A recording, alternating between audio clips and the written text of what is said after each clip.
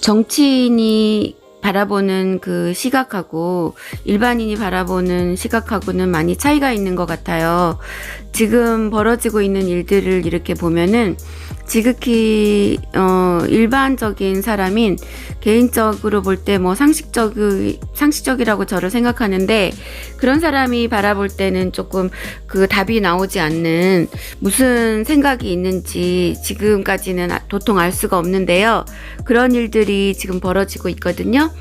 당내에서 뭐 당대표에게 정면 충돌을 이렇게 하는 듯한 양상을 보이고 있는 유승민 같은 사람은 전혀 뭐 아무도 손을 대지를 못하고 있고, 제대로 된 얘기를, 그 신문 기사를 인용해서 말한 사람은, 물론 그 말이 조금 과격하고 약간 그 장소에서 좀 어울리지 않는다고는 하나 할 말을 했는데, 그 어떤 절차도 뭐 거쳤나 봐요. 그런데 굉장히 짧게 속전속결로 제명을 시키는 이번에 차명진 사태 같은 경우도 개인적으로는 정말 이해가 안 갑니다. 뭐 워낙 이해가 안 가요. 요즘에 세상살이가, 문재인이 대통령 되고 그 전에 벌써 박근혜 대통령이 탄핵되고 나서부터 그 과정을 겪고 나서 지금까지도 개인적으로는 정말 상식적이지 않고, 이 모든 게 이 권선징악이라는 말이 맞는지, 아니면은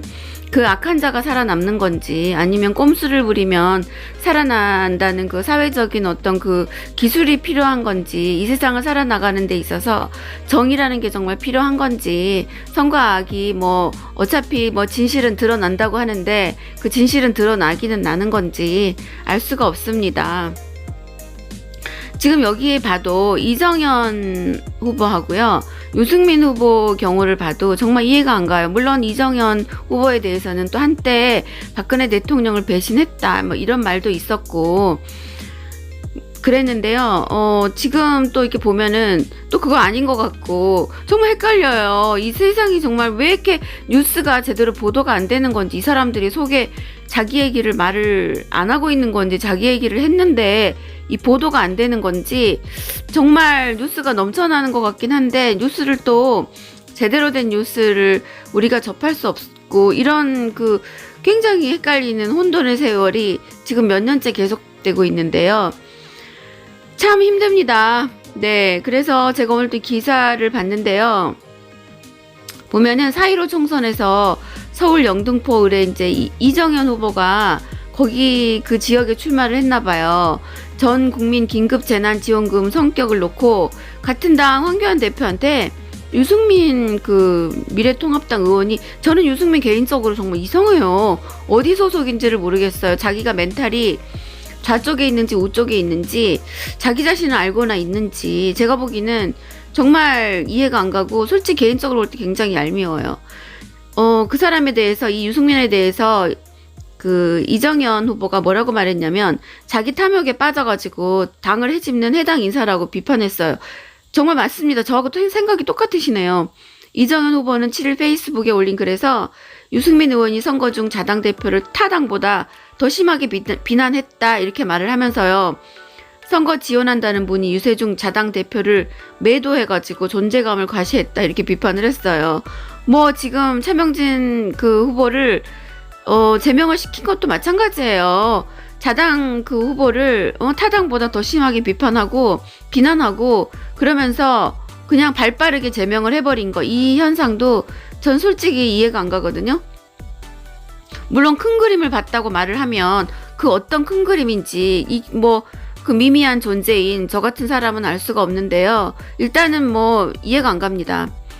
이 후보는요, 당의 정책은 당회의에서 결정해서 단일 창구로 발표해야 한다 이렇게 말을 했어요. 선거 지원하는 것인가, 아니면 이 기회에 당대표를 죽이고 차기 대선 후보 자리를 꿰차겠다고 반란하는 것인가 라고 반문했죠. 그 유승민은요, 예전에 박근혜 대통령도 그냥 면전에서 배반을 해버렸잖아요. 그리고 배반했다고 뭐라 그러니까 삐져가지고 아직도 지금 마음에 그 앙심을 품고 있는 존재인데, 저 개인적으로는 유승민 후보 정말 마음에 안 듭니다. 유승민 후보 도대체 무슨 존재감이길래 이렇게까지 뒤에서 온갖 조작질이라고 하면은 좀 심하고요. 뒤에서 뭔가를 좀 꾸미는 것 같은 느낌이 들긴 들어요. 이어서 유승민 의원처럼 자기 탐욕에 빠져서 보수 우파당을 매번 해집는 해당 인사를 당장 내보내라고 했어요. 정말 내보내면 안 되나요? 유승민 전 마음에 안 들거든요. 이 사람이 무슨 비중이 있다고. 차라리 안철수가 낫나요? 안철수는 또 아니 이 두 사람 정말 문제가 많아요. 그러면서 이정현이 당초 박형준 통합위원장이 제안한 대로 공동선대위원장을 맡을 용의가 있다 이렇게 말했어요. 이정현이 낫죠. 이정현에 대한 그 안 좋은 소문이 있었으나 딱히 이 사람은 그 본인이 이렇게 발언한 내용을 보면은 유승민보다는 100배 1000배 낫다고 저는 생각해요. 앞서 황교안 미래통합당 대표 같은 당의 같은 당 맞아요? 같은 당 아닌 것 같은데요? 같은 당 유승민 의원은 황 대표가 제안한 전국민 긴급재난지원금의 성격을 놓고 정면 충돌했어요. 정면 충돌할 이유가 없잖아요. 지금 선거 국면인데 힘을 합해도 모자랄 판에 자기가 나는 이 사람하고 다른 생각이야 이러면서 존재감을 과시했는데 정말 유치합니다. 유 의원은 총선을 앞두고 각 당이 경쟁적으로 채택하는 보편 지급 정책을 매표 행위에서 비유했어요. 그러면서 황 대표한테 직격탄을 날렸죠. 아니 당내에서는 황 대표 저 어제 그 차명진 그 후보에 관한 그런 그 댓글 있잖아요. 제명에 관한 댓글 읽으면서 황 대표하고 뭐 김종인 대표 비난하는 댓글을 많이 읽었는데 그것은 제 의견이 아니에요. 그냥 댓글을 읽었을 뿐이고요. 사실은 저는 황 대표를 지지합니다. 좋아해서 지지한다기보다는 일단은 우리가 힘을 합해야 되기 때문에 그냥 지지하는 거예요. 다른 방법이 없잖아요. 황 대표한테 직격탄을 날렸어요. 이 유승민은. 황 대표는 이제 뭐라고 말을 했냐면 국민 50만 원 지급에 필요한 25조 원을 추가로 세 부담 없이 조달할 수 있다면서 유 의원의 악성 포퓰리즘 주장을 일축했어요. 유승민 정신 좀 차려. 대통령은 아무나 되나요? 하기야 문재인도 문재인도 됐으니 뭐 이런 사람들이 유승민 같은 사람들도 꿈을 꿔볼만 하겠네요. 대통령 되고 싶다고. 이 전 대표가 기자들한테 문자를 보냈는데요. 뭐라고 보냈냐면 유승민 의원이 선거를 지원한다면서 유세 중에 자기 당대표를 매도해 존재감을 과시했다. 아니 매도할 사람이 없어서 자기 당대표를 매도하나요? 그래가지고 지금 어떻게 하려고. 중병이야 중병. 대통령 중병. 이런 사람은 꽃가마 보내 모셔오면서 이정현은 헌신짝 취급을 했단 말인가 이렇게 했는데요. 도대체 유승민한테 꽃가마 보낸 사람 누구예요?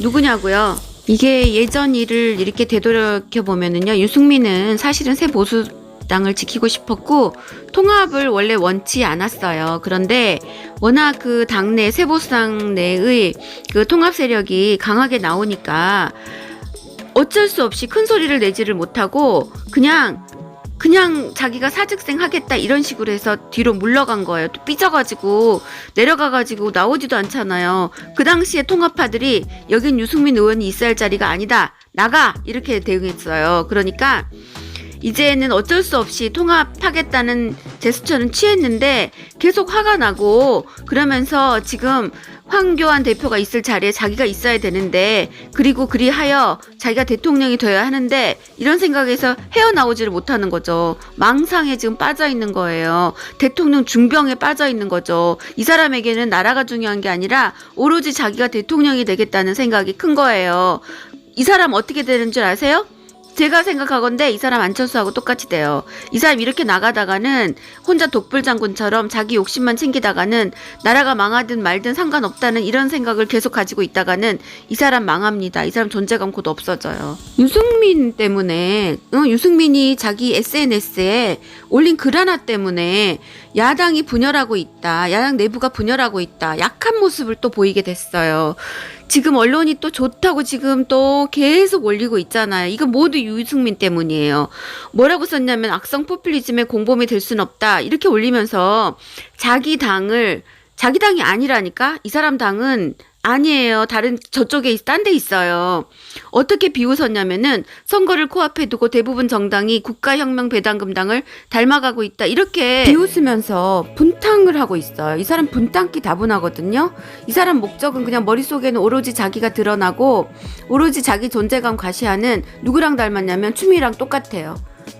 진짜 관종이에요, 관종. 요즘 세상이 어느 때인데 아버지를 아버지라고 부르지 못하는 그 시대로 다시 회귀하는 듯한 이런 현상들이 일어나는 건지 전 정말 이해할 수가 없어요. 사실을 사실이라고 얘기하고 그 묻혀졌던 진실들을 밝히는데 국민들의 대표가 차명진 대표가 그것을 좀 밝혔기로서니 자당의 후보를 보호하지는 못하나마 그렇게 내몰고 분열을 조장하는 그 무리가 혹시 그 지금 당내에 있는지 저는 정말 궁금합니다. 우려스럽습니다. 우리 꼭 이번에 승리해야 되지 않겠어요? 우리 꼭 이겨야 돼요. 지난 3년간 받은 스트레스와 그 고통과 그 분노는 이제 더 이상 이제 참을 수가 없어요. 인내심의 한계가 왔거든요.